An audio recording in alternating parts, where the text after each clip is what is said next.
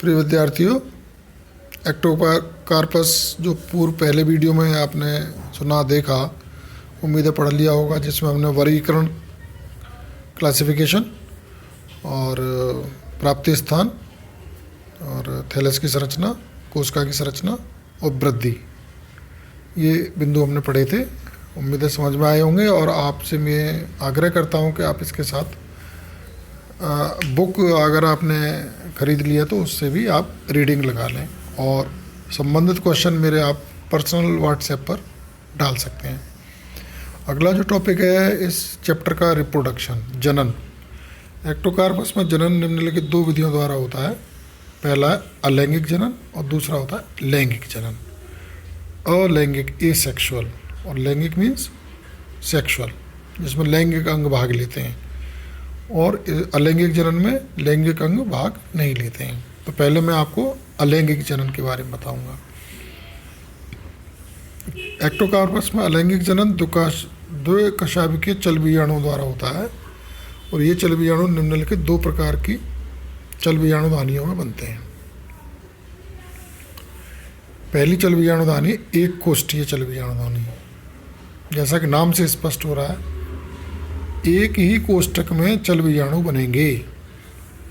इसको अंग्रेजी में कहेंगे यूनिलोकुलर जूस्पोरेंजियम, एक कोष्ठीय चलबीजाणुधानी।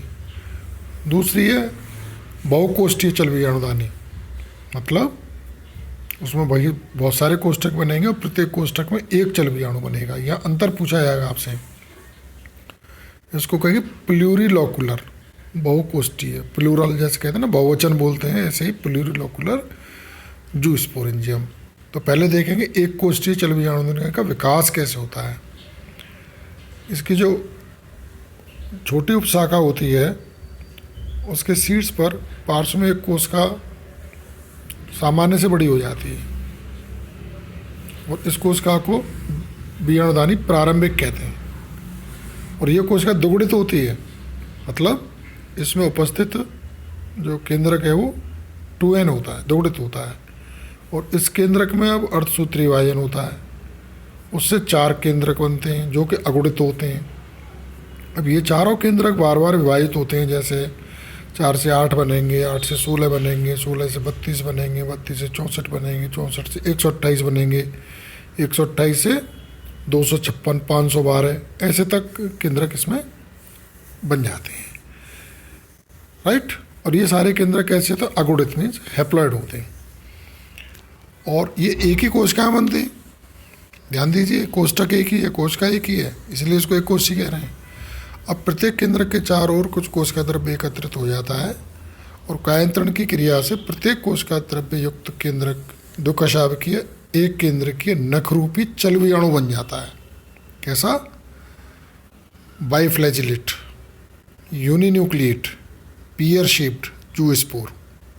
जैसे नाशपाती होती है, नख होती है, नख का जो ऊपरी सिरा होता है वो सकरा होता है और आधा रिवा चौड़ा होता है। इस प्रकार चलबीजाणु बन जाता है। अब ये इस प्रकार जो बना चलबीजाणु है उसमें प्रत्येक चलबीजाणु में वर्णिलवक होता है, क्रोमेटोफोर उपस्थित होता है, जिसके कारण वो रंगीन दिखाई देता है, राइट। अब चलबीजाणुधानी का स्फुटन। अब चलबीजाणुधानी इसलिए कहेंगे कि चलबीजाणु बन गए उसके अंदर, और इसमें जो फटेगी ये चलबीजाणुधानी तो इसमें से चलबीजाणु मुक्त होंगे। अब क्या होता है? चलबीजाणुओं का विमोचन चलबीजाणुधानी के शीर्ष पर बने एक छिद्र से होता है। इस छिद्र से मुक्त हुए चलबीजाणु कुछ समय तक जल में तैरने के पश्चात किसी आधार से चिपक जाते हैं।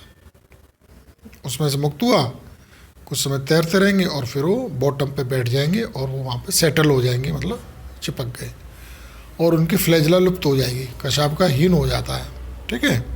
अब क्या, एक गोलाकार संरचना रहेगी और ये जो गोलाकार संरचना है अपने चारों ओर एक मोटी भित्ति स्रावित कर लेती है और अनुकूल परिस्थितियों में इसकी बाह्य भित्ति फट जाती है, राइट।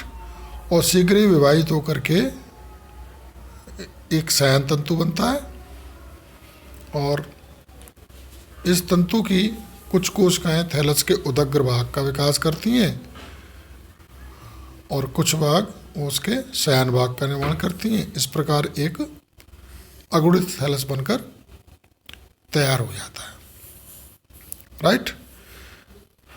मैं इसके चित्र भी आपको PDF में भेजने वाला हूँ, तो आप चित्रों को भी देख लेंगे और उन चित्रों को भाषा के अनुरूप देखें और अपनी बुक से भी देख सकते हैं।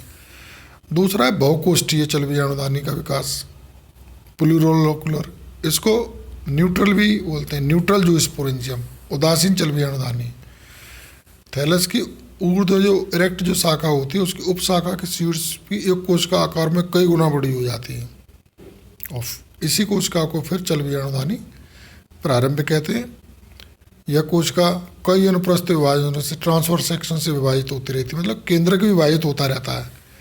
6 से 12 कोशिकाओं की एक श्रृंखला बना लेती है, क्योंकि बार बार विभाजित होगी तो कोशिकाओं की श्रृंखला बन जाएगी।